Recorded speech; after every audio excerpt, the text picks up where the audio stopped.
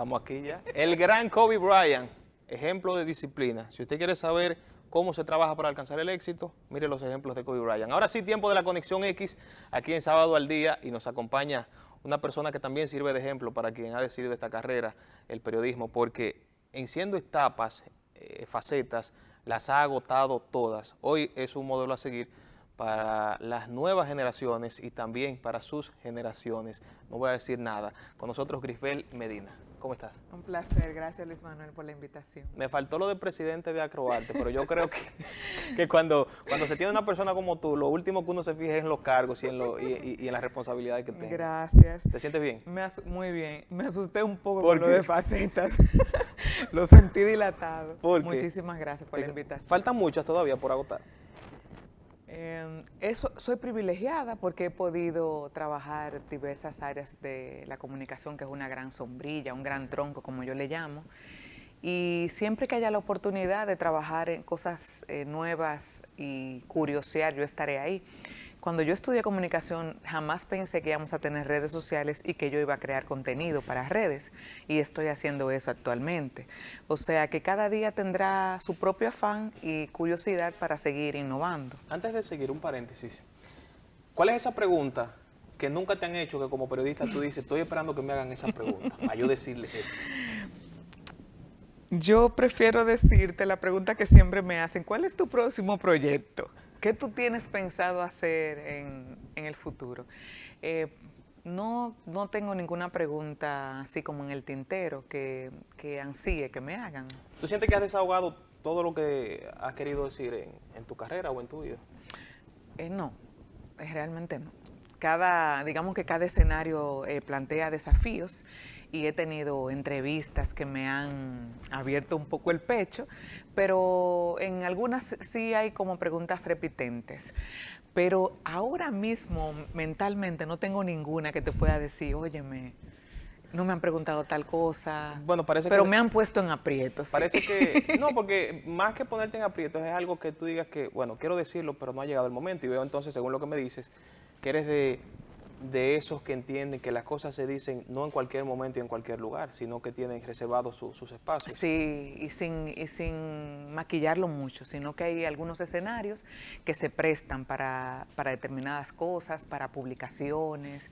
O sea, no siempre tú puedes, incluso es aburrido para la gente estar repitiendo lo mismo, aunque eso se ve en un sentido orgánico, que si la gente te escuchó en un tiempo responder algo y 10 años después tú te mantienes coherente, pues eso es positivo. Entiendo yo. No, claro, de no haber sido entonces periodista, ¿qué otra carrera tú entiendes que hubiese sido la idónea para Grisbel Medina?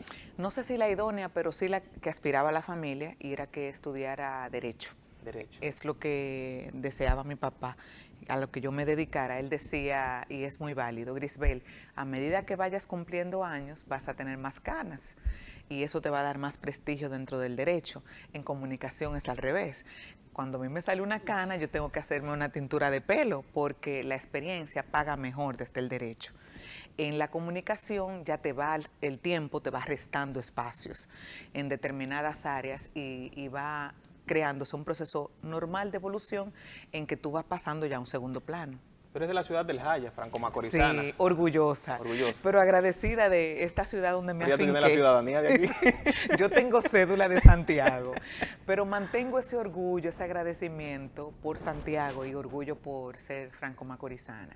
Y fíjate, Luis Manuel, en mi ejercicio periodístico nunca descuidé la plaza de San Francisco de Macorís y aproveché cada oportunidad que tenía para hacer reportajes acerca de San Francisco y mantenerme con ese amor y el corazón pendiente de los latidos de San Francisco de Macorís. Bueno, y agradecida de aquí, porque me han tratado muy bien desde la adolescencia. Lo que está aplicando el señor director está genial, porque tecnológicamente se ve bien, pero yo quisiera como que quitáramos la división para que la gente sepa que estamos aquí. Estoy junto a Grisbel Medina. Ahora sí, pero lo otro está duro también. Grisbel, ese proceso de trasladarte hacia acá, me imagino esa adolescente buscando mejorar, buscando ser alguien en la vida. Háblanos brevemente, ¿cómo fue esa etapa en la que tuviste que asentarte a esta ciudad, a una diferente cultura? Ese fue un aterrizaje forzoso y motivado por la familia, porque fue una decisión de mi padre trasladarnos a mis hermanas y a mí. Somos, bueno, del primer matrimonio, porque lo de papi es por etapa, somos 8 hermanos, pero el primer matrimonio al que yo pertenezco, yo soy la mayor. Y eso, que había televisión Yo ya. soy la mayor de esa cantidad de gente que estamos hermanadas. Y papi decidió instalarnos en Santiago. Fue un aterrizaje forzoso porque yo tenía raíces muy profundas en el sector donde vivía. Era directora de un club, trabajábamos mucho con la iglesia. Yo soy ¿A qué edad formada saliste? a los 14 O sea, años. ya una persona con cierto nivel de Y conciencia. tenía, si se puede llamar, arraigo en la comunidad donde vivía por todo el trabajo clubístico, comunitario y religioso que yo hacía. Y me tenía, o sea, estaba muy, muy metida en la comunidad, y traerme a Santiago con nuevas maneras de ser, con nuevas amistades, me costó muchísimo. Me costó emocionalmente bastante, mucho sufrimiento, fue muy duro para mí. ¿Por para qué mis sufrimiento? hermanas. Por ese, digamos, ese parto Porque es una forzoso. palabra que choca. Imagínate, vivíamos en un sector masificado, con una vecindad amplísima. Era la Grisbel que le tocaban la puerta desde temprano, la Grisbel que decidía, la Grisbel que dirigía el Batón Ballet, la que componía las canciones del club y armaba las actividades. Y de pronto, Grisbel pasó a ser una inquilina en un apartamento, en una urbanización, sin amigos, solitaria, donde no había esa relación entre un apartamento y otro. O sea, fue muy doloroso para mis hermanas y para mí, pero tú sabes que el tiempo, como dicen en el campo, solivianta las cosas. ¿Tú habías dicho eso públicamente anteriormente? Nunca en la vida, por No, lo menos con el dramatismo que fue, lo siento, nunca en la vida. Porque si hay uno Así que lo lograste. Porque si hay un fanático de lo que haces y de la forma en cómo trabajas, soy yo, y yo nunca había escuchado algo parecido. Sí, una vez esporádicamente así me contaba que bueno, fue un poquito difícil, pero con ese nivel sentimental, pues entonces uno entiende el por qué le pone tantas ganas a lo que haces en el periodismo. La transición periodismo, relaciones públicas, que aunque la gente entiende que va de la mano, para mí son antítesis. Totalmente diferente. ¿Cómo ha sido esa transformación? Las relaciones públicas totalmente diferente al ejercicio del periodismo. Pues fue un proceso que ocurrió despacio y que yo descubrí cuando hice mi maestría en comunicación corporativa. Ya yo tenía más de 10 años trabajando el diarismo, y entonces empecé a ser contratada para ofrecer conferencias, para hacer una especie de consultora. Yo no le llamaba así porque no sabía que eso era eso cuando yo lo hacía voluntariamente. Entonces hice la maestría en comunicación corporativa y entendí, me fui motivando que esas labores alternas que yo hacía individualmente tenían un nombre. Y ahí es donde está el metal también. Y era relaciones públicas. La comunicación en sentido general puede ser sostenible, lo que hay que ser bien creativo en el proceso. Entonces, mientras más creativo eres, más oportunidad de trascendencia. Entonces, comencé a ponerle nombre y formalidad a ese ejercicio de comunicación empresarial, y entonces luego ya abandoné el diarismo y me dediqué a la comunicación empresarial.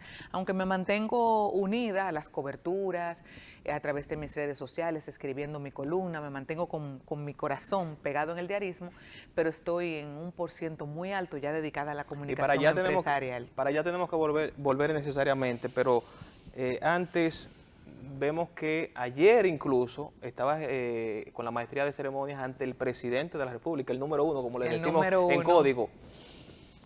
¿Cuál es la diferencia del pensamiento de aquella Grisbel que dices estaba sufriendo una etapa de transformación cuando llega a estudiar aquí a Santiago, a ese momento en el que estás dirigiendo el acto, coordinando con la palabra lo que se va a decir? O sea, ¿qué pasó por tu cabeza en el día de ayer y en tantas otras ocasiones que ha tenido la oportunidad de hacerlo? En la conducción, y más cuando se tiene un presidente de frente y una mesa de honor con 22 personas casi, y prácticamente el Palacio Nacional mudado a esa mesa de honor, se padece mucho estrés, porque tienes mucha gente de frente. Yo tuve 300 personas ayer, tuve una audiencia más alta a través de las redes sociales, y tienes poco tiempo para enmendar cualquier cambio y asumirlo rápido en el guión. O sea que el nivel de estrés es muy alto, no lo paga, no paga en salud, en emociones, lo que tú puedes recibir en dinero. y esa Grisbel que está trabajando para determinada firma tiene un compromiso con que la información vaya realmente con el objetivo que aspira esa firma. Es muy diferente a cuando estás haciendo una cobertura con tu chaqueta de reportera. Tu trabajo es escoger entre todos los mensajes que recibes cuál es el que tú entiendes tiene la mayor fuerza periodística y noticiosa y le sirve a tu audiencia, o sea, a la sociedad. Incluso ahí es más democrático aún, porque a pesar de que puedes escoger el tema que prefieras de una situación, puedes proyectarlo con el enfoque que también entiendas. Tienes libertad, Sí. porque puedes escoger primero lo que consideres importante noticiosamente y comenzar la historia por donde tú quieras.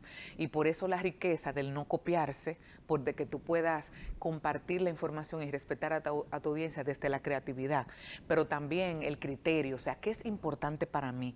De lo que ayer escuchamos del presidente Abinader, ¿qué le beneficia a la gente? Eso es lo primero que tenemos que preguntarnos. ¿Qué la gente debe saber primero? Eso es fundamental.